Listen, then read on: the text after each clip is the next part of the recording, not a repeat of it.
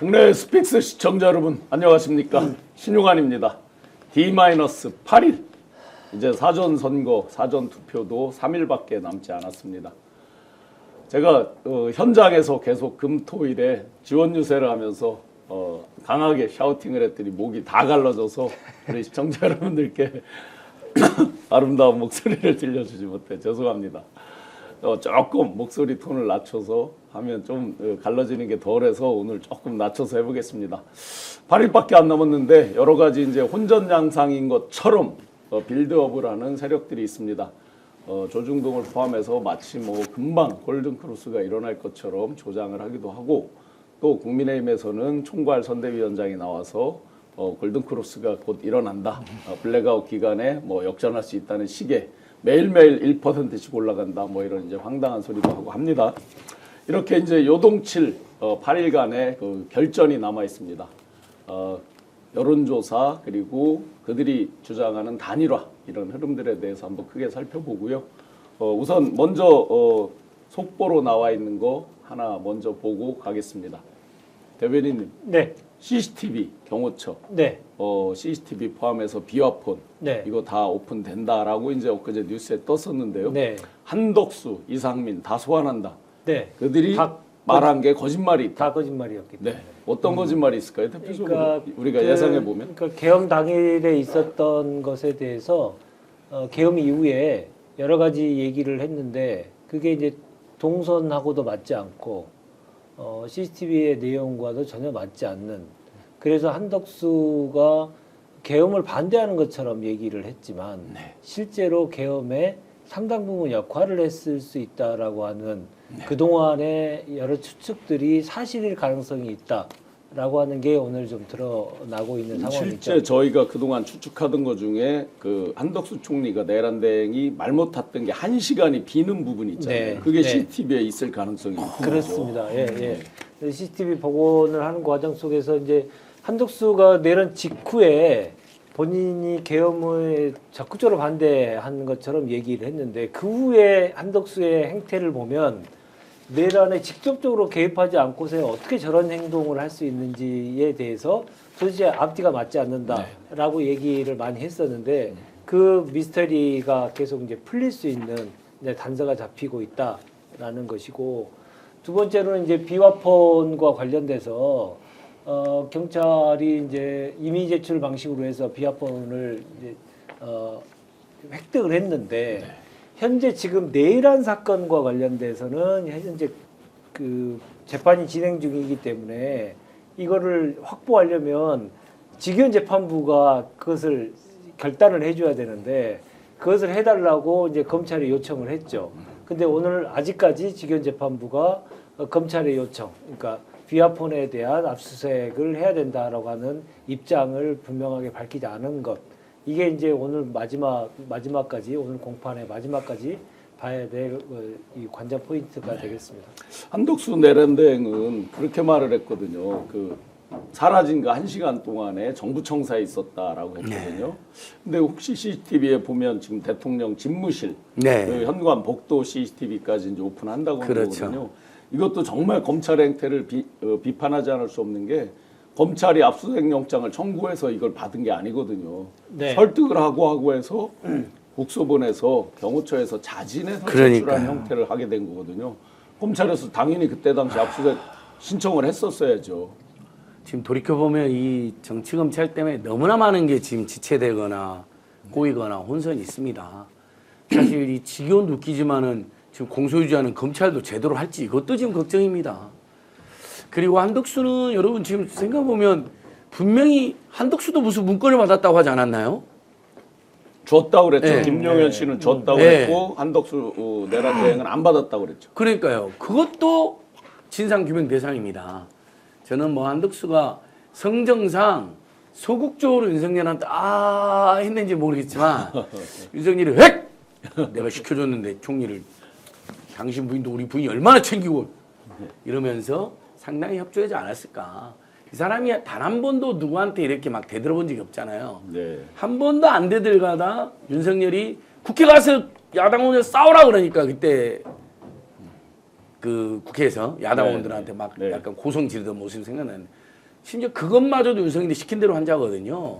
야당하고 싸우세요. 그러니까 가서 고성 지른 것도 그때 한덕수 거의 처음 있는 일이라고 사람들이 놀랬잖아요. 네. 아니 한덕수에 갑자기 소리를 지르지 마 하면서 그렇게까지 쩔쩔매고 지시를 따르고 가스레이팅 되고 지배를 받는 복종을 하는 사이였는데 지가 뭐 제대로 반대했다 절대 믿기지 않습니다. 아마 한덕수가 저는 오히려 최상목이는 경제 때문에 네. 아 이건 아닌 것 같은데요 했을 가능성이 저는 최상목 좀 있다고 봅니다.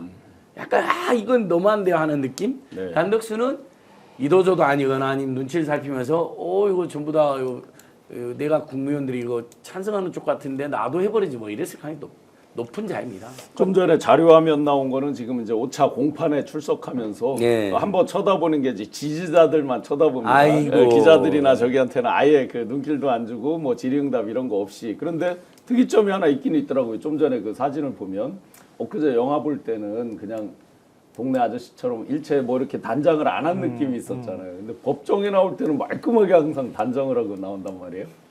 왜 그럴까요? 아니 카메라가 비친다는 거 의식해서 그런가요? 그렇겠죠? 극장에는 카메라가 그 사람들이 사진 안 찍을 줄 알았나. 그러니까 그거는 공식적인 카메라가 들어가서 찍은 사진은 아닌 것 같고요. 뭐 휴대폰이나 이런 걸로 동영상을 찍은 거를 갖고 나온 것 같고요. 그러니까 카메라를 굉장히 의식하는 거죠.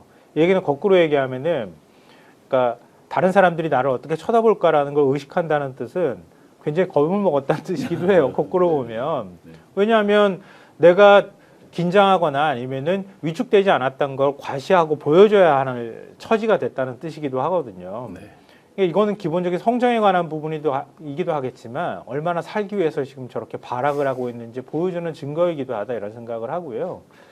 그러니까 우리가 늘 얘기했던 것처럼 앞서도 두 분 말씀하셨던 것처럼 내란 특검을 빨리 했어야 되는 건데 그동안에 못했던 거잖아요. 일종의 내란 공범들이 극렬하게 저항하는 바람에 이렇게 됐던 거고요. 또 우리 사회에 얼마나 기득권의 그 세력이 강고한지를 이번 내란을 통해서 다 확인했던 거 아닙니까? 네. 그러니까 아무리 집권을 한 다음 민주당이 집권을 해도 집권한 다음에도 이런 현상이 계속 발생할 수 있거든요. 그런 면에서는 우리가 지금 투표를 할 때 굉장히 좀 긴장해야 되겠다. 이건 뭐 1%로 이기느냐 5% 이기느냐 뭐 단순히 그런 차원의 문제는 아닌 것 같고요. 네. 이후에 내란을 확실하게 진압하고 뭔가 주도권을 갖고 그동안의 개혁을 밀어놨던 과제들이라든가 뭐 적폐청산까지는 아니더라도 윤석열이 해왔던 그 많은 폐악질이나 문제들을 아주 짧은 시간 안에 척결을 해야지 이게 부작용 없이 빨리 끝난단 말이에요. 그런 면에서도 진보층이나 또 중도에 계시는 분들도 지금 잠깐 국민의힘이 화장하듯이 이 분식하는 여기에 속지 말라. 정말 진짜 그러지 마셨으면 좋겠어요. 잠깐 뭐 여기에 속았다 그러면은 캠페인을 그냥 속아 넘었다가 윤석열 뽑아준 거랑 똑같이 또 속아 넘어갈 가능성이 높거든요. 부디 그러지 마셨으면 좋겠습니다. 네, 오늘 국회에서 처음 열리기 시작했던 전시회가 하나 있는데요. 잊지 말자 12.3 내란 이라는 전시회가 오늘 처음 시작을 하고 있습니다. 비슷한 얘기 아닌가 싶습니다. 지금 시간이 많이 흐르다 보니까 많이 옅어지고 이제 선거철이 되다 보니까 내란 세력의 그 본색을 감추는 노력들이 오랜 기간 지속되다 보니까요. 그런 현상이 좀 있는 것 같은데 이번 선거는 내란에 대한 확실한 심판 그게 제1 선거의 목적이다라고 하는 것들을 좀 분명하게 인식해 주셨으면 좋겠다. 저도 똑같은 말씀 드립니다. 그 부분 관련해서 제가 관심 있게 보는 거는 그 CCTV도 공개한다고 그랬잖아요. 네. 그러면 이제 지금 안가 그야말로 지도에 없는 네. 곳. 제가 처음에 이제 장관급 임명되고 할 때 네. 어디로 와라 해서 이렇게 가는데 없어요 지도에. 내비에도 없고 맨 처음 이제 그 안가의 존재를 잘 모를 때 나중에 이제 이게 이런 거구나 하고 이제 다 알게 됐지만. 바로 그곳, 그 CCTV를 공개한다고 그랬는데 네. 그러면 이제 아주 우리가 흥미롭게 볼 수 있는 게 계속 알려진 건 법무장관, 민정수석, 이상민, 저 행안부 장관 또 누구였죠? 한 명 법제처장 법제처장 이완규. 이들이 네. 간 그날만 우리는 조명을 하고 있잖아요. 주로. 네. 네. 근데 그 바로 전날이라든지 전전날이라든지 그렇죠. 그 네. 바로 그 직후라든지 조지호 청장은 그 전에 만났지 않습니까? 그렇죠. 그날 네. 비상겸 당일 저녁에 조지호하고 네. 김봉식이하고 그럼 그러니까. 우리가 이제 알고 있는 것만 그렇지 사실은 알려지지 않은 사람들이 있을 수 드나든게 있죠. 나올 가능성이 꽤 예. 높잖아요. 근데 그렇죠. 곽종근 사령관도 거기에 한번 다녀왔었다. 뭐 이런 얘기 한 적이 있었고요. 그렇죠. 예. 그리고 이제 이게 CCTV와 전화가 그동안 며칠 전에 한 일주일 전에 계속 뉴스에 오픈된 건 일반 전화로 통한 상대방께 나왔는데 비아폰 건 아직 저 독수본이나 이런 데서 오픈된 적이 없습니다. 그러니까 비아폰 통화 상대방 가운데서 안 알려졌던 사람들, 있을 수 있죠. 예를 들어 권력기관과 관련된 사람들, 뭐 검경 막 나온다면 그렇겠죠. 그동안 난리가 나겠죠. 네네. 이제. 예. 네. 그 아무튼 추경호, 나경원 전화한 건 지금 확인됐잖아요. 네네. 네. 저는 서울청장하고 경찰청장을 불러드렸는데 심우정이나 그렇죠. 이창수를 안 불러드렸을까? 이게 항상 네. 의문이었거든요. 네. 예, 예. 경찰보다 검찰을 끔찍히 좋아하고 아끼고 지배하는 윤석열이 예. 경찰청장, 서울청장 전에 검찰 수뇌부를 불러 수 있다 봅니다. 아직은 여러분 추정입니다. 근데 경찰은 아예 인간 취급 안 하는 자거든요, 윤석열은요. 그동안 뭐 모든 행적이라든지 예전에 대통령 선거 전에 녹취록도 보면 경찰은 검찰한테 엉까서 뜨는 조직이라고 아주 경찰 아주 욕을 바가지로 하는 녹취록도 공개됐지 않습니까? 네네. 그래서 아마 CCTV랑 비아폰에 상당히 또 새로운 인물들이 등장할 수도 있다. 아주 그리고 기대가 됩니다. 추경화, 나경원의 범죄는 좀 더 구체적으로 드러나지 네, 않을까. 벌써 이제 딱 지금 CCTV만 오픈해도 그 한덕수 내란대, 그다음에 이상민 두 사람께 이제 말이 틀렸다, 네. 거짓말했다 하고 이제 나오는 거잖아요. 8,200분 넘게 지금 뜨겁게 댓글 주시는데 박노철님 후원 감사드리고요. 아이고 이게 제가 죄송해서 큰일 났네.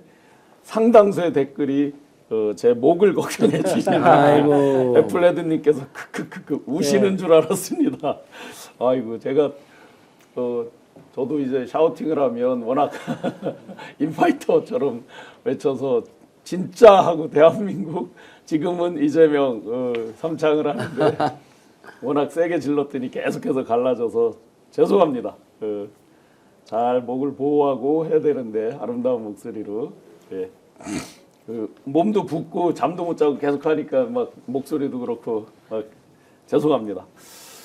그래서 이제 이렇게 대통령 안가 CCTV 비아폰 뭐 이런 와중에 그 주범들이 모여 있었던 국민의힘 이 당에서는 사실은 실질적으로 진정한 사과라든지 반성 이런 걸 하고 대선이 시작된 게 아니거든요.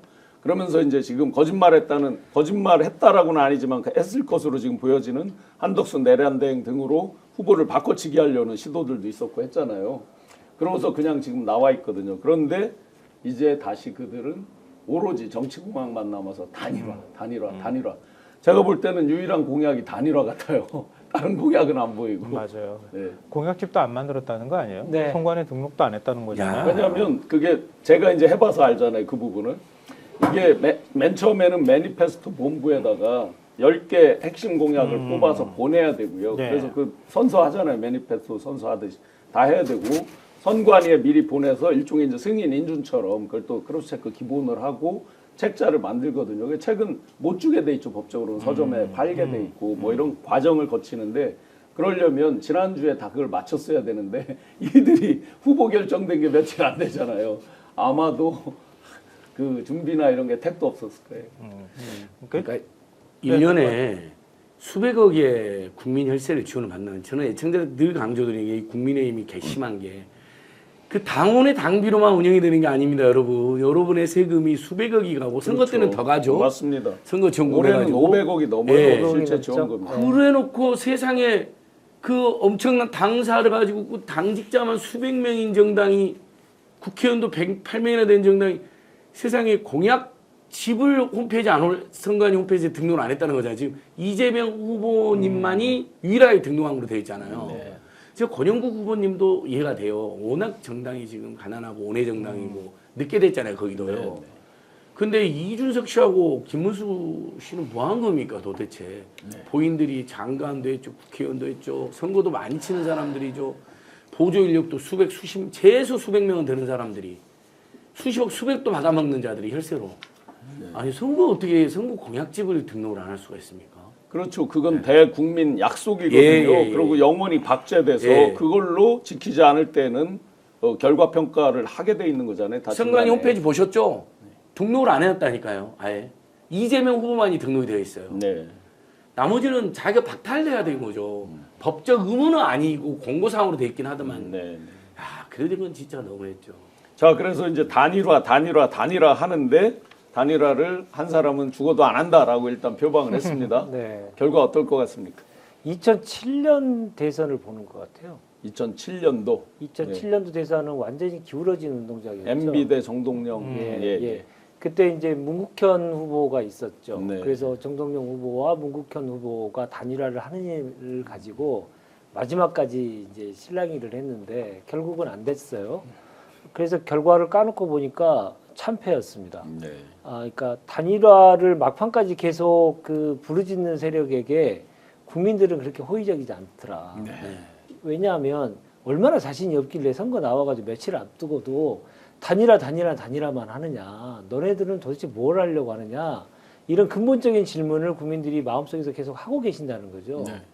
그런 그런 것들이 이제 투표장에서 분명한 투표로서 결정을 딱 보여주시는 이런 국민들의 모습을 보면서 그때 뭐 저는 이제 민주당이었었는데 되게 다들 그 반성을 정말 많이 했습니다. 선거라고 하는 게 본질적으로 아까 선거 공약 얘기도 하셨지만 본질적으로 국민들께 해야 될 기본적 예의들을 하지 않고 네. 공학으로 치닫았을 때 정치 공학만 예, 있는 국민들은 어떻게 우리 정치 세력을 보는지에 대해서 명확하게 보여주셨거든요. 근데 이번에 지금의 국민의 내란 세력의 이 상황이 그때 저희들 상황하고 비슷한 상황이 아닌가 싶은데 그만큼 본인들이 그 보여줄 게 없으니까 계속 단일화로 지금 눈속임을 계속 하고 있는데요. 네. 아무리 눈속임을 해도 둘 사이의 그 단일화 효과는 미비할 수밖에 없고 그게 단일화의 목적이 결국은 아무것도 없이 그냥 짝짓기만 하자는 거에 불과하기 때문에 지지할 수 없다라고 하는 국민들이 훨씬 더 많을 것이다. 저는 단언합니다. 국민의힘 김용태 비대위원장은 모든 조건은 이준석 당신 쪽에서 정해라 하고 던졌습니다. 에 대해서 어떻게 뭐 보십니까? 2030 정책까지 싹 받아안겠다고 방금 저도 봤는데 네. 다급하니까 아예 김문수 빼고 다 주겠다는 거 아닙니까? 김문수 빼고 왜 김문수를 주지?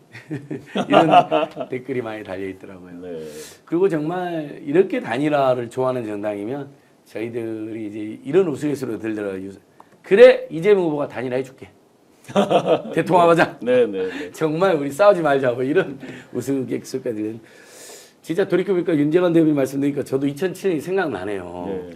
정동영 후보 진영에서 저는 그때는 제 3자적 기치에서 NGO에서 그걸 지켜봤는데 뭐 하루에 1%씩 올라간다.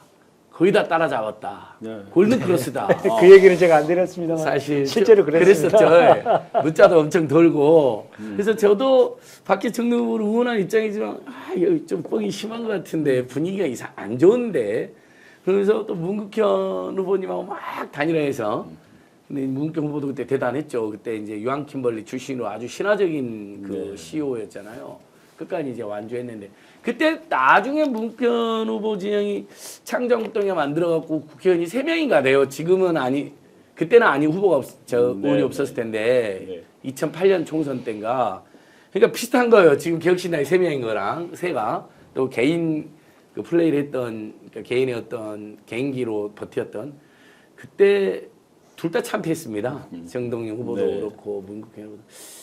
그때 가슴 아픈 추억이지만 지금 김문수, 이준석이 그 꼴이 아닌가 싶습니다. 그래서 이 와중에 이제 네가 가라 하와이가 있는 홍준표 전 대구시장이 이준석 마치 이제 지지하는 것처럼 말을 했죠. 미래 자산에 대한 투자다 했는데 오늘 빵 터진 댓글 하나 봤습니다. 뭐요? 홍준표는 나이 많은 이준석이다. 이준석은 나이 어린 홍준표다. 예, 맞죠. 저는 이준석 후보를요, 이게 조금 좀 과한 표현일 수도 있겠지만 네오나치에 가깝다고 봐요. 네. 왜냐하면 그러니까 미래 세대를 자기가 대표한다고 주장하고 있잖아요. 그래서 미래 세대가 짊어져야 될 부담이나 이런 부분에 대해서 굉장히 민감한 반응을 보여요. 그래서 지난번 토론회 때도 국민연금이라든가 건강보험 이런 문제를 집중적으로 얘기를 하잖아요. 근데 과연 미래 세대를 책임질 만한 정치 의식을 갖고 있는 사람이 맞긴 맞습니까? 전 그렇게 생각하지 않아요. 왜냐하면 미래 세대를 책임진다고 하면은요, 최소한 인권, 생명, 환경 이런 이슈를 얘기해야 돼요. 그리고 지금의 청년층의 어려움을 얘기하려면 청년 주택을 해소하는 문제라든가 청년 일자리를 해소하는 문제나 이런 것들을 얘기해야 되지 상대방 후보한테 반중 친중이니 어쩌니 이런 공격이나 하는 이런 식의 얘기를 하는 거는 그냥 정치 기술자일 뿐인 거예요. 그렇죠. 그러니까 홍준표 전 시장은 사실은 그런 면에서 이준석 후보하고 좀 닮아 있는 측면이 있죠. 왜냐하면 극우 성향을 갖고 있지만 그나마 정치 이력이나 경력이나 이런 것들로 볼 때 거기까지는 안 가고 합리성을 일부는 갖고 있는 약간 양면성을 갖고 있는 정치인이기도 하거든요. 특히 자기가 정치적 기반이라고 찾은 것, 그러니까 보수층에서는 절대로 지지를 갖고 있지 못하기 때문에 자기 정치적 기반을 찾은 게 청년층이란 말이에요. 근데 그 점에서 서로 접점이 맞닿아 있는 부분이 저는 있다고 봐요. 그러니까 두 사람이 그런 면에서 좀 공감을 해서 하와이에서 뭔가 지지한다는 뜻을 밝혔는지는 모르겠는데 저는 오히려 보수층한테 더 욕먹을 짓을 했다. 네. 근데 김문수 후보 지지한다는 거는 제가 볼 때는 마사지를 누가 한 것 같고요. 가서 마사지라고 특단에 갔다 한다면? 와서. 네. 그러니까 김문수 후보 지지한다고 공개적으로 의사표명을 했으면 모르겠는데 그게 아니잖아요, 사실은. 김대식을 통해서 했죠, 김대식. 네. 네, 그것도 그러니까. 본심인지가 불분명하죠. 본심은 아니었던 거죠. 파란 페이스북 올려놓고 네, 그랬던데. 김대식 씨는 홍준표 전 대구시장이 당대표를 할 때 예. 여연 원장을 예, 여대연구원장이라. 네. 그러니까 그건 마지 못해서 그냥 그래 뭐 네가 그냥 가가지고 얘기할 거면 안 하고 되나? 싶으면 해 이렇게 그랬을 얘기를 한 거예요. 거니까요.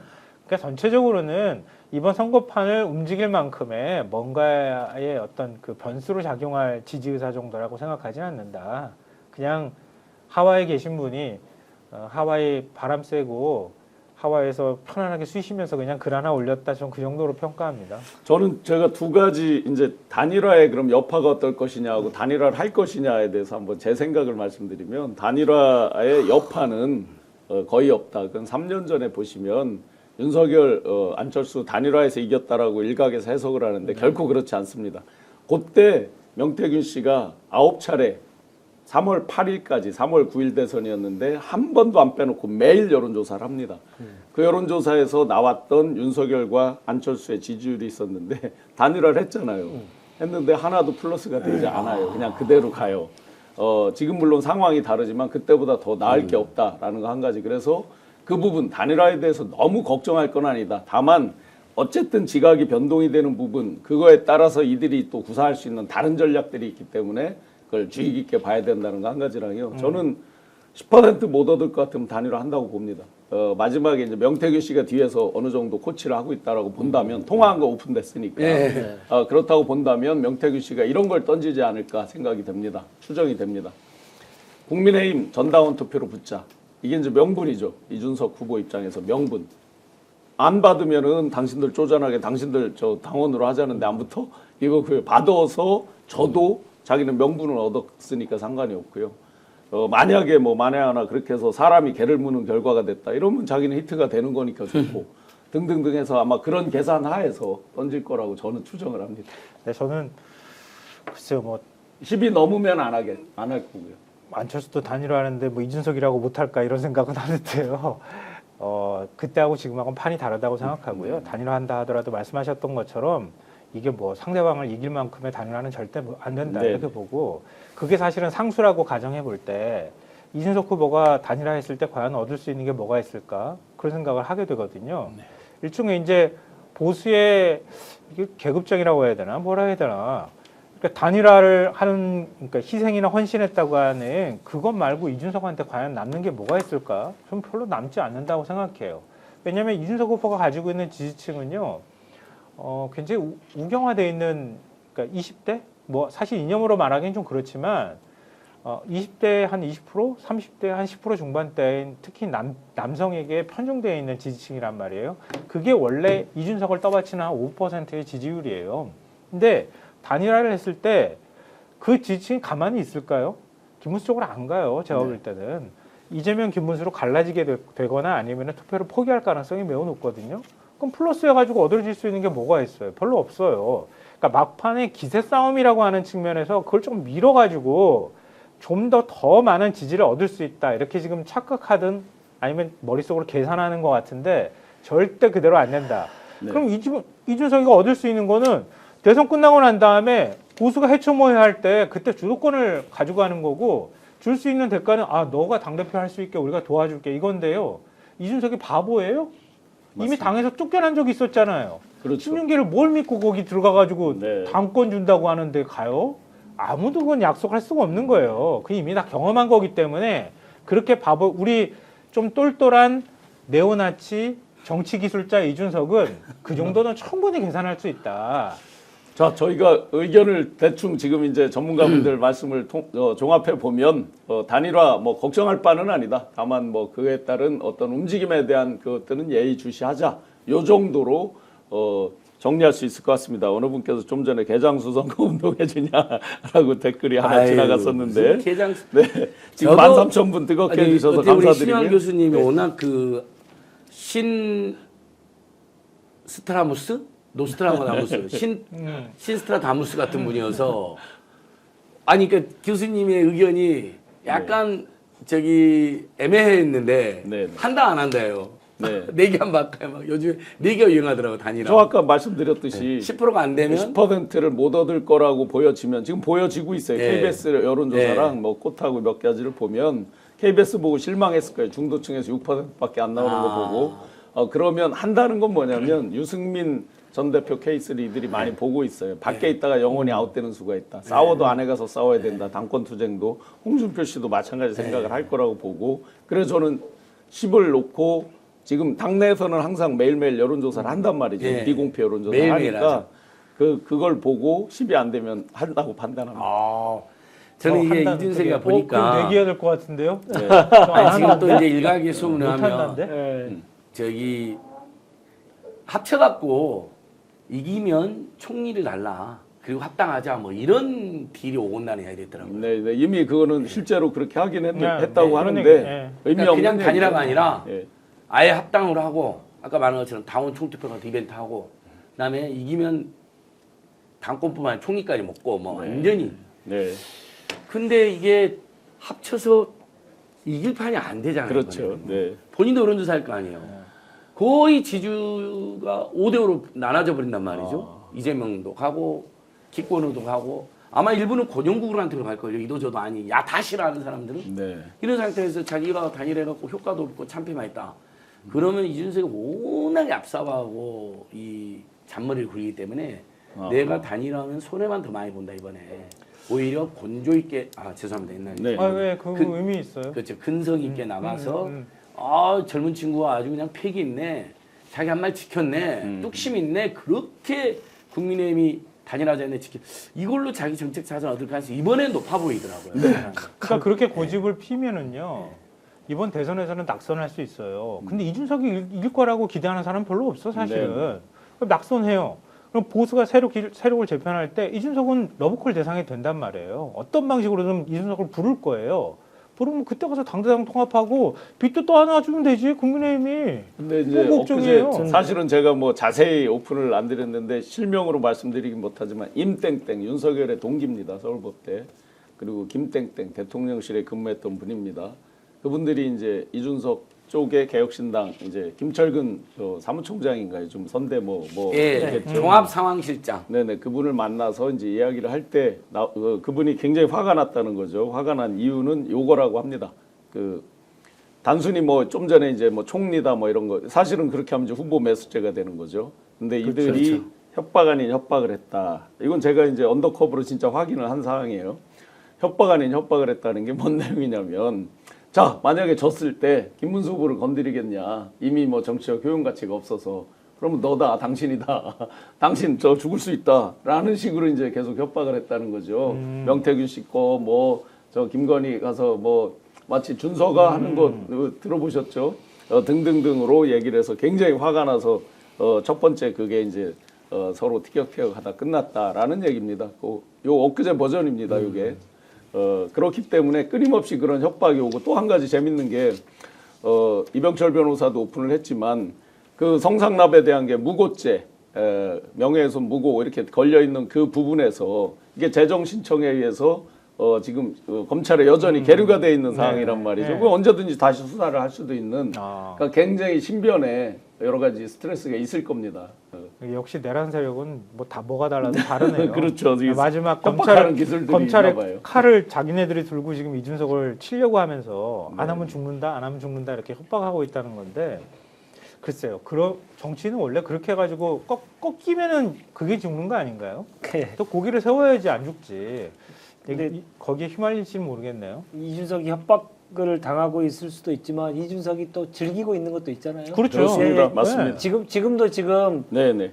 지금도 역시 양두구육 하고 있는 거잖아요. 네네. 맞아요. 맞습니다. 예, 제2의 양두구육입니다. 저는 단일화 논란을 이준석의 2025년도판 양두구육이라고 생각하거든요. 네네. 안 될 거가 뻔히 알고 있는데 그런 것들을 계속 자기의 프로파간다의 방식으로 해서 계속 그 개고입하고 있는 거죠. 예. 자기의 몸값을 계속 높이기 위한 네. 내용으로 계속 하고 있는 건데 단일화 안 한다 이런 얘기 전혀 하지 않고 네네. 투표용지에 그 내가 있을 것이다 이렇게 애매모호하게 얘기하면서 맞아요. 자기의 몸값을 계속 높이는데 거기서 그쳤으면 그냥 아유 뭐 젊은 애가 뭐 그런가 보다 하고 말 텐데 노무현 대통령을 팔고 있는 모습에 대해서는 정말 제가 분노하지 않을 수 없다. 그거야말로 진짜 양두구육이죠. 예. 맞아요. 노무현 대통령처럼 살고 싶었다. 노무현 정신 덕분에 지금까지 정치하고 있다. 이런 얘기를 전 국민에게 공보물로 보냈어요. 언제 본인에게 노무현 대통령이 얘기했습니까? 예. 그리고 마치 본인이 귓속말 들은 것 같아요. 본인이 그것만 뭐 보면. 험지에 비례대표 국회의원을 받아고 험지에 갔고 뭐 여러 기득권에 반대를 했고 뭐 어쩌고저쩌고 하면서 노무현 대통령 대한민국 국민들이 가장 사랑하는 전직 대통령을 자기가 가장 비호감이 높은 정치인이 팔고 있어요. 이것도 역시 양두구육 비슷한 거 아닙니까? 맞습니다. 그러니까 그 양두구육 그 이상 그 이하도 아니다. 이렇게 정리하면 댓글을 될것 같습니다. 보니까 이준석 후보 얘기 그만해야 될 것 같습니다. 감동의 댓글이 후원이 있어서 일본에서 후타스님께서 엔화로 3,000엔을 후원해 주셨습니다. 뭐 금액을 떠나서 정말 감동 감사드립니다. 신용화 교수님들 응원합니다. 저는 토요일 도쿄에서 투표했어요. 작년 총선 때보다 확실히 줄이 길더라고요. 야, 압도적 승리를 기원합니다. 너무 좋아요. 썬님께서 이준석은 정치하면 안 된다고 봅니다. 네, 대부분 비슷한 의견들을 주시고 계시고요. 14,000분 뜨겁게 함께해 주셔서 감사드립니다. 이 와중에 이제 전국 법관회의가 열려서 오늘 뭔 얘기를 하나, 진짜 뭐 조의대나 직위원 등에 대해서 어떤 반성의 얘기라도 있나 하고 봤더니 이제 자기들도 곤란했던 모양이죠. 결론을 안 내리고 일종의 이제 정해 휴회 개념으로 해서 다음번에 대선 끝나고 또 한다. 이렇게 네. 이제 뭐 이상한 결론을 내려놨더라고요. 이상한 모양새를. 소장님 원래 어떻게 보세요? 우리 국민들께서 법관 대표자회의를 소집해라는 것은 이 조의대나 사법 쿠데타에 대해서 아니 우리도 판사지만 그렇게 재판해 본 적도 없고 그렇게 해라고 배우지도 않았는데 웬일입니까? 웬짓입니까? 이게 왜 절차 내규와 관행을 전원합의체 뭐 몇 년 걸렸잖아요. 우리 조국혁 씨나 박은정 의원이 일일이 다 조사했는데 그거 뭐 제가 어렸을 때부터 지금도 도로공사 서비스 노동자들이 도로공사 상대로 근로자 지위 확인해달라 불법 확인이었다. 이거 10년째 판결 안 내리고 있는 대법원입니다. 네. 지금 5년 10년 내 사건도 있어요. 그렇죠. 진짜 그놈들은 얼마 피눈물 나요. 근데 지질 1위 후보를 그것도 50% 안팎 1위 후보를 날리려고 공작을 했는데 판사들이 항의하는 회의일 줄 알았더니 그게 아니라 뭐 조의대나 직위원에 대해서 너무 심합니다. 왜 국회가 국민들 언론이 이렇게 혼냅니까? 개입합니까? 법원은 우리 마음대로 해야 됩니다. 뭐 이런 이야기가 나왔다는 거잖아요. 네. 그렇게 방향을 잡은 자들도 있고. 근데 무서워서 이렇게 못하고 일단 내용 연기하는 거죠. 네. 근데 최소한의 법관들이 양심이 있다면 좋습니다. 양비론도 좋으니까 조의대와 직위원은 잘못됐다 하고 하지만 외부에서도 너무 과합니다 하면 우리가 오케이 너무 과한 부분이 있었다면 우리도 절제하겠지만 최소한 법원이 먼저 이성의 눈으로 그다음에 자정의 눈으로 조기현과 직위원과 조의대와 직위원 조기현에 대해서 자기들 스스로 이건 잘못됐다고 지정을 해줘야죠. 네네. 근데 그 내용이 빠지면요. 제가 보기 정치검찰 해체하듯이 야 사법부도 완전히 다시 구성하자. 네네. 이건 정말 완전히 권력과 상층부와 그 다음에 자본으로부터 독립을 했더니 국민과 민주주의로부터 독립해서 지들 멋대로 하겠다는 선언이나 다름없잖아요. 네. 그러니까 자신 없으니까 뒤로 연기한 것 같습니다. 엉뚱한 발표하느니 뒤로 연기하는 게 더 낫겠죠. 자신들이 없겠죠, 본인들도. 법관회의 왜 했습니까? 그래 말이에요. 예. 저 자기들 뭐 사법권 독립 침해하지 마라 이것 때문에 한 건가요? 법관회의에 출범하게 된 근본적인 이유는 역사적으로 보면 제왕적 대법원장에 대한 견제를 예. 네. 하기 위해서 처음에 출발한 겁니다. 그렇죠. 그러니까 전국 법관회의를 한다는 얘기는 사법부 내에 자정 능력을 발휘하기 위해서 하는 겁니다. 근데 자정 능력도 하나도 없이 그냥 위야무야 끝내고 2월 2일까지는 아직까지도 우리가 버텨도 되는 사법부의 시간으로 생각하고 있는 것 같은데 엄청난 착각이죠. 주기현 말을 그러면 믿어서 그런 걸까요? 아니 그렇지 않고서야 사법부 내에 자정 능력을 할 수 있는 기회를 국민들이 줬고 본인들이 그것을 받아서 법관회의를 열었는데 그 기회를 바로 찬 거 아닙니까? 네. 최소한 6월 2일 전까지는 우리의 시간이다. 우리가 마음대로 할 수 있다. 이런 오만함이 가미되지 않고서야 어떻게 법관회의라고 하는 기본적인 취지를 방기하고 이렇게 기회를 스스로 차버립니까? 국민들로부터 사법부가 독립되고 사법부가 독립을 지켜줘야 되겠다는 국민들이 다시 한번 확신이 들게끔 본인들의 자정 능력을 보여줬어야 되죠. 네. 최소한 대법원은 잘못됐다. 맞아요. 네. 잘못됐다. 국민들의 선택을 앞두고 대법원이 이례적인 속도로 그렇게 한 것은 잘못됐고 네. 그러나 이런 문제에 대해서 우리가 절차적인 문제들 그리고 앞법부의 사법부에 앞으로 가야 될 방향에 대해서는 선거가 끝나기 이후까지도 계속 논의해서 우리의 입장을 좀 얘기하겠다. 이 정도도 아니고 네. 아예 그냥 선거 이후에 다시 논의하겠다 하고 아무 말 없는 거잖아요. 그럼 국민을 정말 바보로 하는 거죠. 그러면 전제가 윤리감사실에서 그 주기현 그 부장이 얘기한 자기는 밥 써주고 갔다가 그냥 먼저 나와서 술은 안 먹었다. 술값은 누가 냈는지 모른다. 이 말을 믿어서 지금 이런 현상이 생긴 거예요? 아, 뭐 그렇진 어제 않을 뉴스 것 보니까 윤리감사실은 다시 조사를 한다 이렇게 나오던데 다시 한다는 얘기는 미심 적어서 다 믿지 못하겠다 이런 뜻 아닐까요? 아니 판사 한 명에 결재 기록 뒤지는데도 이렇게 오래 걸리는데 재판은 어쩜 그렇게 6일 만에 일사천리로 할까요? 네? 그렇잖아요. 그렇죠. 그렇게 재판 아니 대부분 전원합의체 그 많은 판사들 14명이 모여있는 집단이고 실제로 이번에 재판에 관여한 거 12명인데 12명 목에서 의견 일치를 그런 식으로 보는데 그거는 아니 심리하는 시점으로 따지면 9일 만에 결론 내린 거잖아요. 네. 직위원 하나 결론 내리는 게 9일이 걸려요? 그냥 그렇죠. 카드 결제 기록이나 아유. 몇 가지만 확인하면 금방 나오겠구나. 그거에 불러다가 조진 다음에 야너 신용카드 결제랑 다 보자. 네가 그날 돈 냈냐 안 냈냐. 그럼 하루만 걸려. 하루쯤이면 끝날 텐데. 뭐 그러니까 이렇게 이게 시간을 끌어요. 정상적인 합리적 사고를 갖고 있는 국민들이 볼 때 그러니까 대법원 전원합의체 판단이 얼마나 어이가 없는지를 다시 한번 네. 보여주는 거다 이렇게 생각하고요. 그러네요. 저는 조금 다른 각도에서 말씀드리고 싶은데요. 앞서 말씀하신 거에 다 동의하는데요. 김혜영 서울 남부지법 부장판사 지금 전국 법관대표회 의장 맡고 있잖아요. 저 응원합니다. 응원해주고 싶습니다. 네. 왜냐하면 안건을 채택하는 거는 26명 정도 동의가 있으면 되거든요. 네. 근데 두 가지 안건을 올렸는데 겉에 발표한 거하고 달리 사법부 재판의 공정성의 문제 안건이 들어가 있다는 거잖아요. 네, 지금. 네. 예. 거기까지 올리는데 얼마나 힘들었을까. 이게 첫째 드는 그렇죠. 생각이고요. 둘째로는 이번에 뭔가 제대로 논의하지도 않고 일단은 정회를 했다고 보는 거잖아요. 아니 휴회를 한 거죠. 그러니까. 예, 일종의 그거는 휴회 개념인 것 휴회 같습니다. 개념인 뉴스 건데요. 나온 거 상으로는.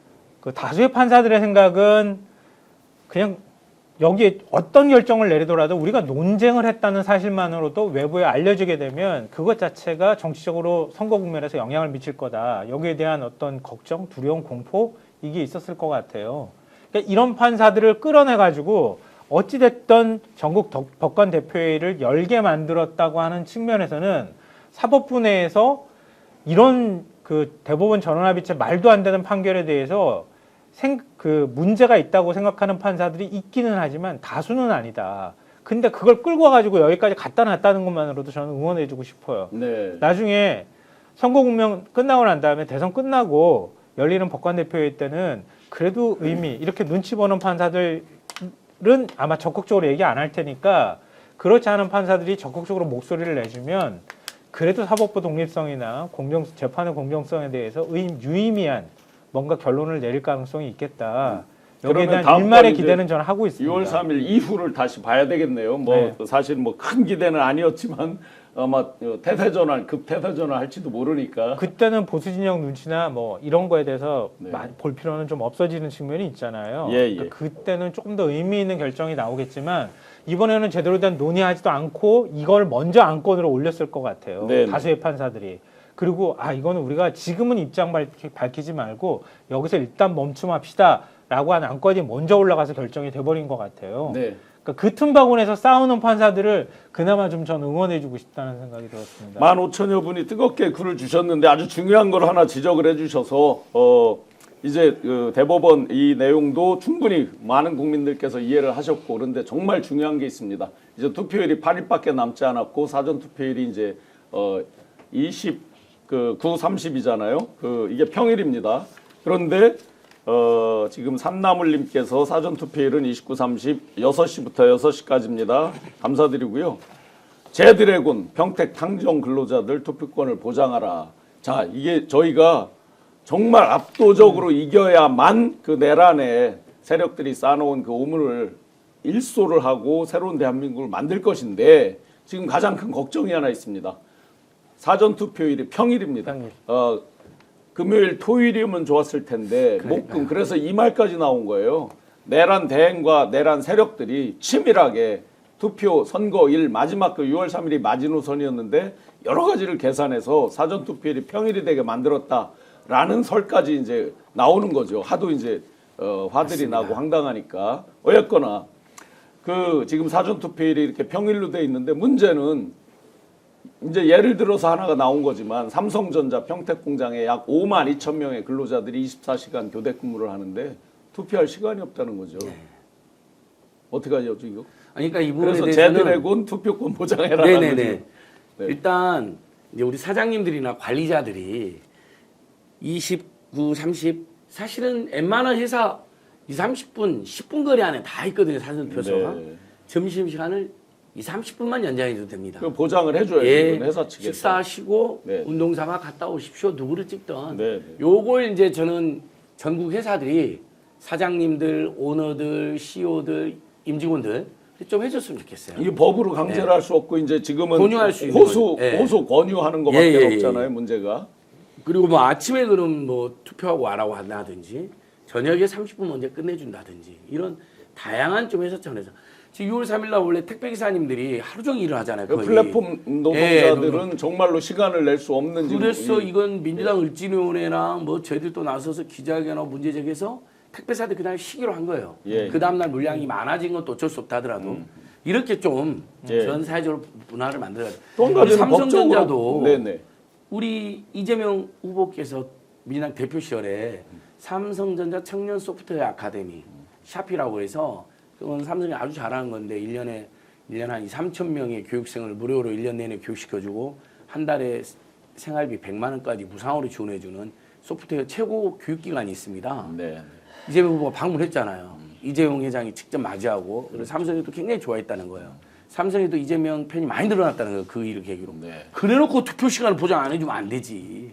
좀 아쉬운 게 법적으로 한 8시까지 했으면 어떻을까 하는 아쉬움이 그러니까요. 있어요. 6시로 끊으니까 보궐선거는 일반 8시까지 하는데. 그렇죠. 네. 본선거는 8시인데. 본선거는 8시까지 그러니까요. 하죠. 예. 그러니까 지금 말씀하셨던 것처럼 투표 국민 참정권 보장하는 건 헌법상 권리이기 때문에 그걸 회사들도 배려해야 된다고. 한 가지가 또 있더라고요. 삼성 평택에 거기서 투표소가 한 개밖에 없다는 거예요. 근데 5만 2천 명 근로자가 다 투표권이 거의 다 있을 건데 예를 들어 중간에 가서 이렇게 잠시 하려고 그래도 하나밖에 없으면 굉장히 뭐 줄이 많아서 마음도 급하고 교대 근무 시간 뭐 짧을 텐데 그런 네. 부분들이 그러니까 아쉬워서 투표소를 더 설치하고 이재용 회장은 윤석열 뒤에 돌아다니면서 같이 따라다니고 떡볶이 먹지 말고 투표하게 해주면 되잖아요. 그렇죠. 그럼 모욕 안 당하잖아. 예, 예. 해외 순방 쫓아다니면서 같이 소포 마셔가지고 막 엘리베이터에 토하고 막 이런 네. 총수들 그거 진짜 못 볼 걸 다 봤던 거 아니에요. 그거 안 당하고 싶으면 투표권 보장하라. 네. 뒤에 대통령 쫄랑쫄랑 쫓아다니면서 떡볶이 먹지 말고 제대로 경영하고 노동자들 참정권 보장하고 그러면은 노동자들이 당연히 그 대기업 총수말 잘 들을 거 아닙니까? 근데 충분히 리더십 있게 딱 뒤따라 줄 거고 그거 제대로 할 일도 안 하고 난 다음에 봐주세요 이렇게 하는 총수말 누가 듣겠어요. 네. 선관위가 너무 좀 몸살리는 거 아닐까 싶은 걱정도 됩니다. 왜냐하면 이 정도 되면 선관위가 적극적으로 의견 개진해가지고 투표수를 좀 많이 늘리거든요. 네. 협의하는데 근데 최근에 이제 워낙 이제 그들이 중앙선관위를 공격을 많이 하다 또 보니까 사전 투표에 대해서 그들은 부정선거 예, 이런 거에 예, 예. 뭐 원흉인 것처럼 그렇게 네, 계속 예, 하니까. 그렇다 보니까 자기네들이 꼭 해야 될 일을 지금 움츠리고 있는 건 아닌가라는 걱정이 됩니다. 바로 좀 확인해봐야 될 것 같습니다. 네. 예. 네, 어쨌든 주어진 여건 내에서 최대한 투표할 수 있도록 평일이지만 새벽이든 꼭 투표하셔서 압도적으로 내란 세력을 진압할 수 있게 주변에도 널리 전파해 주시면 좋겠고요.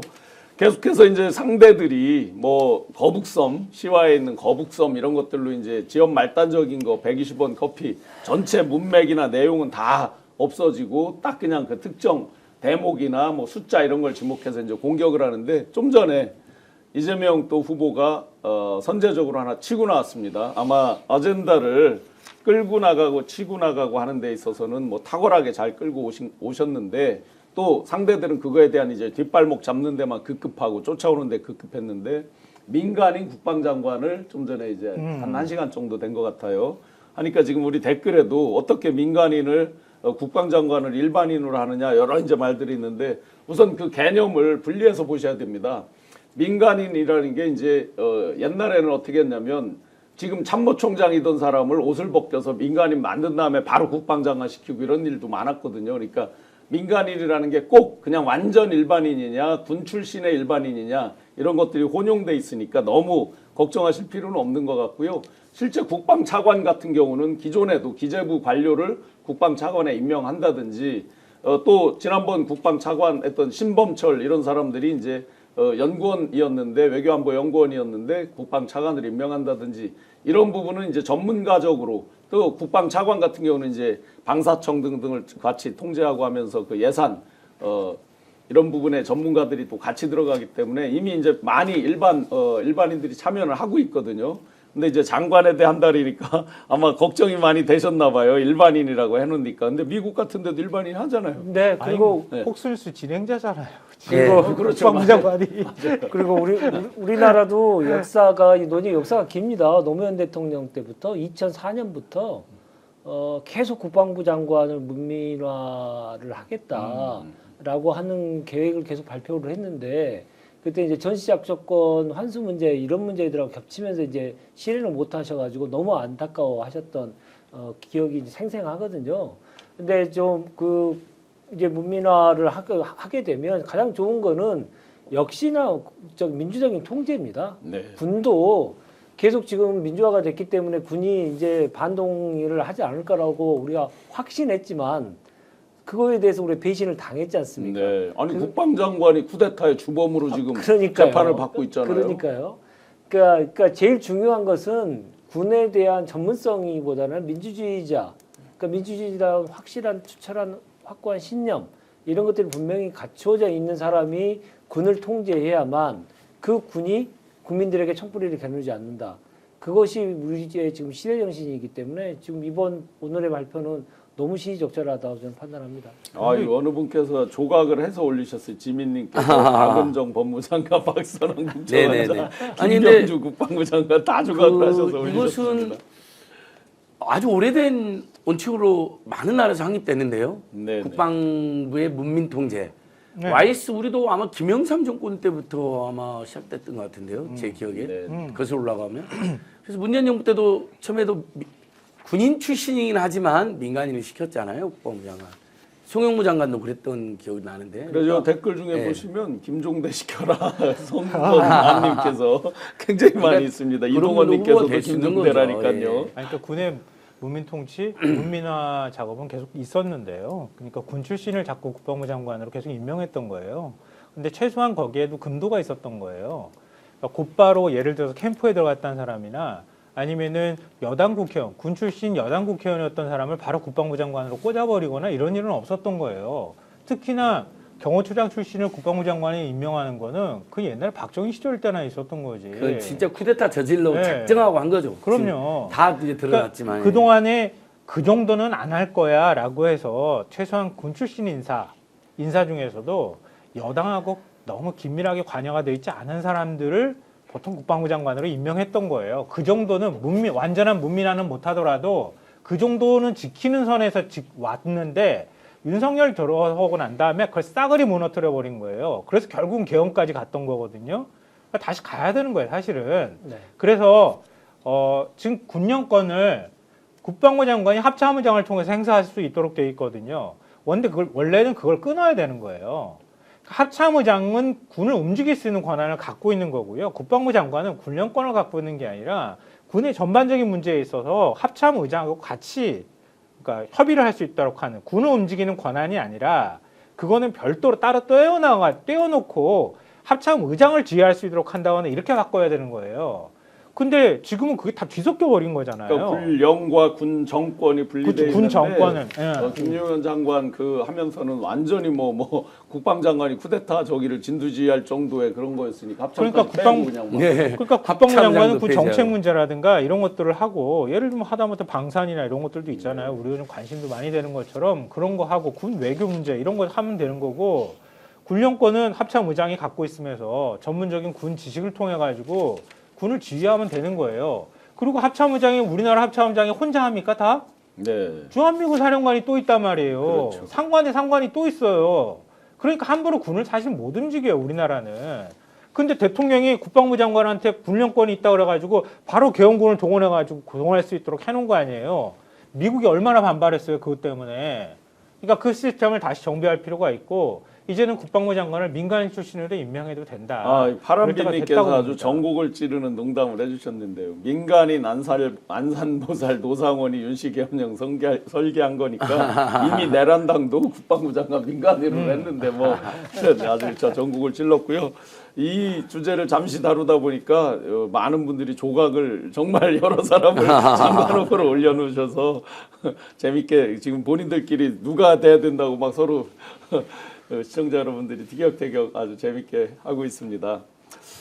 자, 이제 선거 8일 남았습니다. 여론조사 가지고 빌드업 하는 게 너무 많습니다. 이들이 이제 깜깜이 기간이 내일 모레부터 이제 여론조사 발표를 못 하다 보니까 바로 이제 지금 다 붙었다, 골든크로스다, 장난치듯이 이제 많이 얘기하는데 우선 PD님 혹시 KBS 여론조사 있습니까? 3,000 샘플. 어제 그저께 발표된 건데 한국리서치에서 3,000명을 평일과 휴일을 섞어서 직접 전화 여론조사로 한 거, 그 대선 후보 지지도 제가 드렸던 도표 여기 있는 도표 한번 띄워줘 보시겠어요? 네네. 지금 보시면 많은 분들이 정말로 여론조사가 붙었느니 뭐 엄청나게 올라가서 골든 크로스니 막 하고 있는데 그게 대부분은 이제 ARS 전화였고 또 갤럽에서 한 것 같은 경우는 일주 사이에 일주 전 발표에서는 보수가 표집이 5명밖에 없었거든요. 그런데 엊그제 발표된 거에는 갑자기 125명이 보수가 표집이 돼서 약 12%가 이제 이렇게 됐는데 물론 여론조사 회사들은 이렇게 말합니다. 보수가 표집이 의미 없다 이렇게 말은 합니다. 네. 그러나 그렇지 않습니다. 결과를 보면. 왜냐하면 여론조사 하는 시간하고 이게 밀접하게 관련이 있어요. 업무 시간에 9시부터 6시 이때 전화 받아서 제대로 응답할 수 있는 한 3, 4, 50대 직장인들이 있습니까? 없죠. 전화 오면 다 안 받고 끊어버리고. 그래서 휴일하고 섞어서 주로 하게 되는 건데 굉장히 지금 요 조사가 지금 높네요. KBS 한국리서치가 했는데 요거 에피소드가 많아요. KBS가 이 결과를 놓고 굉장히 내부적으로 경론을 벌였다는 거 아니에요? 바로 발표를 못하고 여튼 한심한. 그건 또 범죄 아닙니까? 그러니까 이게 뭐 방송을 악용한 거 아니에요. 그걸 진짜 그런 여론조사에서 그냥 발표하면 되잖아요. 네. 그럼요. 네, 사기만 아니라면. 그러니까 그 진짜 그런 일이 있었다고 하면은 그 진짜 진상 KBS는 조사야. 아주 KBS는 심각한 지금 조직이라고. KBS 언론노조 KBS 본부가 거의 매일처럼声明을 내더라고요. 네. 지금 사장 김건희 보도가 안 나오는데 여전히 김건희를 상대로 모시고 있어요, 사장이. KBS만 김건희 보도가 안 나온대요, 제대로. 네, 좀 전에 이제 여론조사 보시면 다시 한번 그 그래프 보시면 49대 34거든요. 그러니까 좁혀졌느니 뭐니 이제 한참 호들갑들을 떨었는데 3,000 샘플에 교환원이 직접 전화해서 일일이 물어보면 교환원이 전화하는 것과 아닌 것의 ARS의 결정적 차이는 뭐가 있냐면요. 보통 60, 70대 분들이 요즘 훈련이 돼서 익숙해져서 20, 30대를 누르는 경우가 많거든요. 지역도 TK 이런 데 표집으로 하면 금방 차기 때문에 다른 지역으로 막 쏘기거든요. 네. 이게 안 되는 거예요. 사투리 팍팍 쓰면서 저 연세 많이 드셨는데 뭐 20대다 이렇게 20대 말할 수가 없잖아요. 이게. 나 20대 서울이에 이게 안 이게 되구만. 안 되잖아요. 그래서 정확도가 이제 상대적으로 높은데 물론 투표율에 가까이 가면 ARS나 이제 교환원이나 비슷하게 되긴 네. 하는데 지금 보시다시피 이제 15% 차이로 벌어져 있고 또 하나 김문수로 단일화했을 경우와 이준석으로 단일화했을 경우 이게 이제 3천 샘플이니까 상당히 근접해 있을 겁니다. 최종 결과랑 김문수로 했을 때 48대 39, 이준석으로 했을 때 46대 29.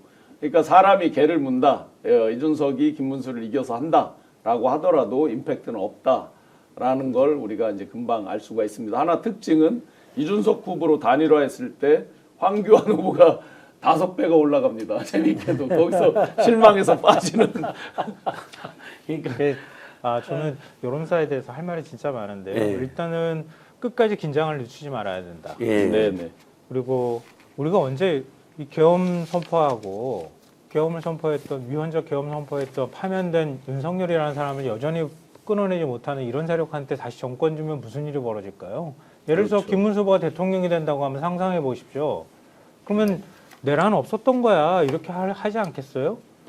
그걸 경제 정책에 그럼요. 무언 변화를 우리가 기대할 수 있겠어요? 민주주의의 가장 큰 장점은요. 선거에서 지는 법을 배우게 하는 거예요. 아하. 그렇지 않습니까? 네. 선택이 바뀔 수 있다고 하는 거예요. 그렇게 해야 또 다른 교훈이 생기고 더 잘하기 위해서 노력하는 거거든요. 근데 그거를 아무런 교훈을 안 주고는 우리 국민들 저는 상상하기 어렵고요. 국민들이 분명하게 이번엔 확실히 압도적 우위로 이재명 후보를 뽑아줄 것이다 라는 믿음은 갖고 있지만 그렇다 하더라도 제가 늘 선거 때마다 일반적인 예측치하고 제가 개인적으로 생각하는 예측치가 차이가 있었던 적이 많았는데요. 그런 이유는 뭐냐면 한국 사회는 여전히 보수 우위 사회입니다. 네. 그거 놓치면 안 되거든요. 마지막에 보수 결집이라는 게 틀림없이 생길 수밖에 없거든요. 맞습니다. 네. 또 인구의 절반, 4분의 1 정도 되는 또 출향민 출신까지 합하면은 영남 지역 출신들 굉장히 많습니다. 인구가. 그분들이 갖고 있는 생각이나 이런 것들을 보면 마지막에 결집이 이루어질 가능성이 매우 높거든요. 네. 그러니까 우리가 생각하는 것보다 긴장이 필요한 때인 것은 분명하다.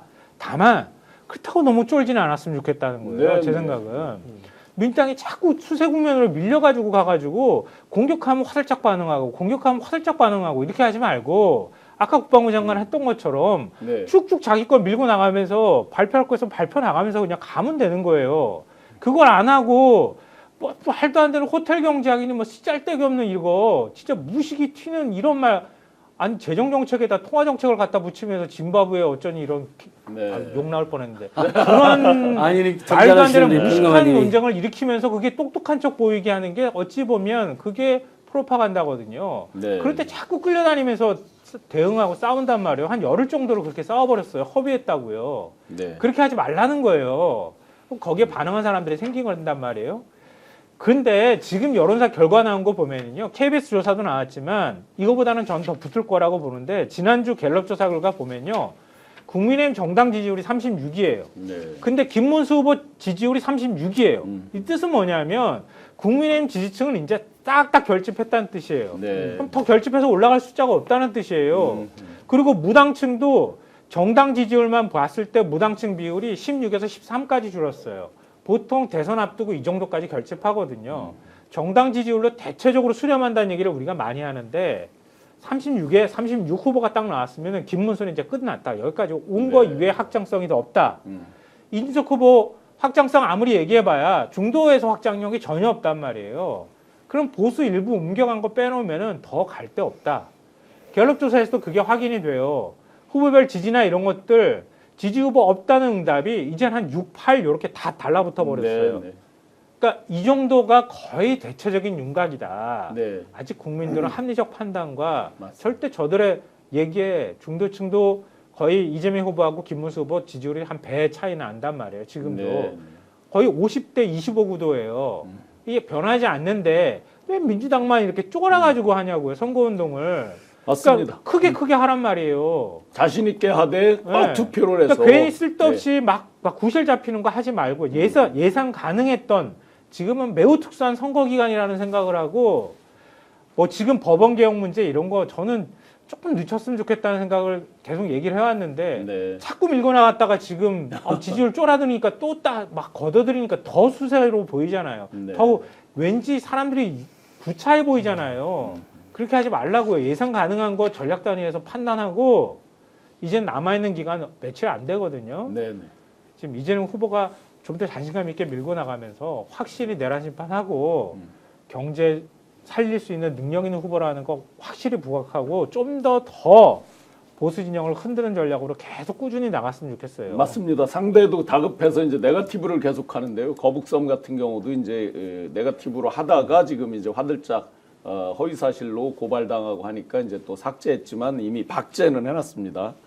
그리고 김문수 후보 뭐 소방 헬기를 공격하다가 나중에 기록을 보니까 본인은 120번 이상 소방 헬기를 이용해서 완전히 그러니까 갑질을 했다. 이 얘기는 꼭 한마디 더 하고 싶은데요. 나중에 민주당 정부가 들어서면은 우리 검찰을 한번 좀 개혁해가지고 검찰권을 활용해서 전부 다 허위사실 공표죄로 기소했으면 좋겠어. 저는 네. 감정상으로는 그래요. 활용해서 감정상으로는 진짜 그렇거든요. 네. 왜냐하면 작가님이- 이재명 후보 발언 가지고 트집 잡아가지고 지금 대법원 전원합의죄까지 가가지고 그 얼마나 진짜 말도 안 되는 짓거리들이 나왔습니까. 네. 그렇게 해놓고 그거는 유죄라고 그렇게 바닥바닥 우겨놓고 난 다음에 지금 하는 거 허위사실이라고 보이는 게 얼마나 많아요. 네. 그래놓고 슬쩍슬쩍 또 고쳐요 또. 이준석 후보 맨 처음에 거북선 이재명이 만들었다고 자랑했다 그랬다가 거북선은 또 아니라고 또 슬쩍 또 수정하잖아요. 페이스북을. 맞아요. 나중에 또 이 허위사실 공표를 걸까봐 그러나 그렇게 하면서 자꾸 지금 네거티브 하면서 흙탕물 만드는데 마음 같아서는 진짜 확 다 기소해버리라고요. 말하고 싶지만 우리 네. 우리 점잖은 신. 그러니까 그렇게 하지 맙시다. 제발 좀. 네. 예? 후쿠시마 원전이 폭발하지 않았다라고 주장하는 그러니까요. 김문수 후보. 그거 수소 폭발이라고 설명하면 이해라도 하실지 모르겠어. 제가 영화까지 어? 나오네. 멜트다운은 이해하실지 모르겠어. 일본의 드라마까지 나왔는데. 한국 신사님께서 그러니까 말이에요. 김성환 시사평론가 파이팅! 유시민 해주셨습니다. 작가님이 네. 떠올랐어요. 우리 김선평을 볼 때 유시민 작가님이 이재명이 당한 그대로 했으면 좋겠어요. 네. 생각 같아서는. 네, 네. 하지만 그렇게 우리가 할 수 없다라고 이재명 후보님이 말씀하셔서 네. 그러니까 진짜- 좀 폭넓게 예. 그 네거티브 막 하면 그래 그거 그냥 한 방 툭 쳐주고 그래 딴 거 우리 중요하잖아 이렇게 하고 가주란 말이에요. 정말 그렇게 조국 하고. 이재명이 당한 수사대로 하면 국민의힘 후보 포함하여 그 인사도 한 수백 명 구속되지 않겠습니까? 네, 네. 삼족이 멸하고 근데 우리는 그런 야만의 시대를 끊으려고 하는 거니까 네. 꼭 필요한 지금 내란 주범들과 이채양 명주에 주도했던 윤석열, 김건희 핵심 세력들 외에는 수사가 최소화되겠죠. 그런 야만의 시대를 네. 끊기 위해서는 세 가지가 필요합니다. 이번에 지금 이제 민주당에서 운동하고 있는 1, 2, 3. 1, 2, 3. 1 뭡니까, 소장님? 기호 1번. 기호 1번. 네. 하루에 한 명씩. 이재명. 3. 세 표가 세 표. 부족합니다. 압도적으로 내란 세력을 쓸어내고 새로운 진짜 대한민국을 만들기 위해서는 정말 세 표가 부족합니다. 정말 겸손한 마음으로 최선을 다해서 그러나 좀 전에 김성환 평론가님의 아주 격정적인 말씀처럼 자신 없이 스물스물 쪼그라들 필요 없이 자신 있게 나아가도 될 것 같습니다. 이제 내일 모레 저 TV 토론이 있고 내일이구나. 내일 TV 토론이 있고 이제 29일 날부터 사전 투표입니다. 불과 3일밖에 남지 않았습니다. 본인 투표하시는 거는 당연하고 주변까지 꼭 투표에 참여하도록 같이 도와주시고 그래서 압도적인 승리로 내란 세력을 다 척결하고 새로운 미래 같이 가면 좋겠습니다. 제가 목 오셨지만 기왕 유세장에서 목 쉴 때 했듯이 제가 진짜 선창하면 대한민국 이제는 지금은 하면 이재명으로. 저는 갖고 왔습니다. 네네. PK까지. 네네. 지금은 이재명. 좋습니다. 네. 비책명 만세 이재명은 합니다. 자, 앉은 거. 시청자 여러분들도 오른손을 높이 드시고 진짜 대한민국 최강아 이재명 오늘 방송 어떠셨습니까? 마음에 들었다면 구독, 좋아요로 스픽스를 응원해 주십시오. 여러분들의 구독, 좋아요는 가장 큰 힘이 됩니다. 스픽 구독, 좋아요